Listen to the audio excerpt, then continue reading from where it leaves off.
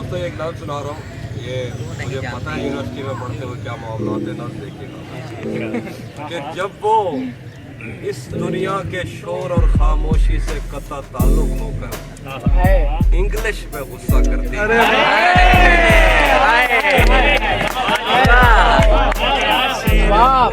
दुनिया के शोर और खामोशी से कता ताल्लुक होकर इंग्लिश में गुस्सा करती है। मैं तो डर जाता हूँ लेकिन कमरे की दीवारें हंसने लगती हैं।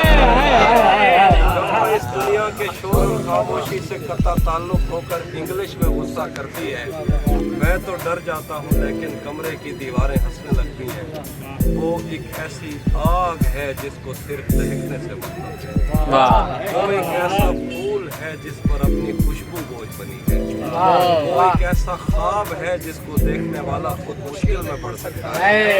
उसको छूने की ख्वाहिश तो ठीक है लेकिन पानी कौन पकड़ सकता है?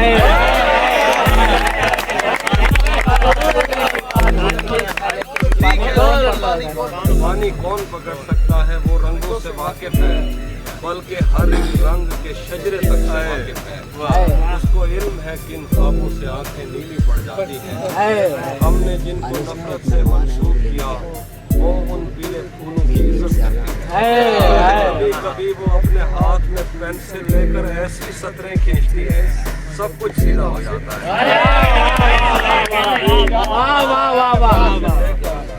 ऐसी सतरें खींचती है सब कुछ सीधा हो जाता है। वो चाहे तो हर एक चीज को उसके असल में ला सकती है, सिर्फ उसी के हाथों से दुनिया तरतीब में आ सकती है। पाँव से टकराने की ख्वाहिश में जिंदा, लेकिन ये तो इसी अधूरेपन का जहां है। हर पिंजरे में ऐसे कैदी कब होते हैं, हर कपड़े की किस्मत में वो जिस्म कहाँ है। मेरी बेमकसद बातों से तंग भी आ जाती है तो महसूस नहीं होने देती, लेकिन अपने होने से उकसा जाती है।